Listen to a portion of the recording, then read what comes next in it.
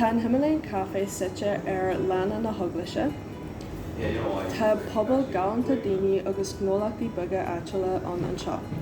An tarint is mó ag an café ná an bhíad difriúil agus an áit na bhil sé site.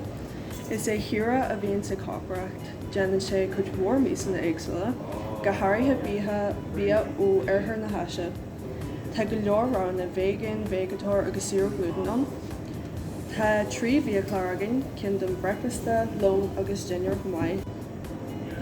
Is sampla ionta an café seo, is féidir le teacht an seo agus do bhia do deachanna ó orú trí Ghaeilge ag tuairt neart deis na duit an teanga a chlachú mar chuid de síl leithú.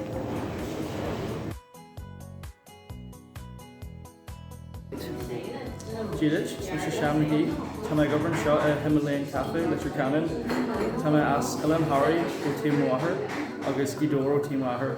Tá mé gobarn seo ar fáid 5 mbliana nús agus bralam mé mar thuig an Ghaeilge is ragaí Letterkenny.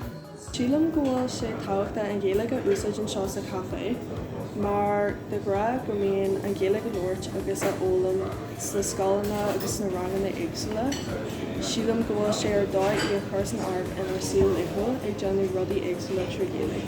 Buail is teach go dtí an Himalayan Café Letterkenny an bhíad an scoth agus seirbhís Ghaeilge a Buail.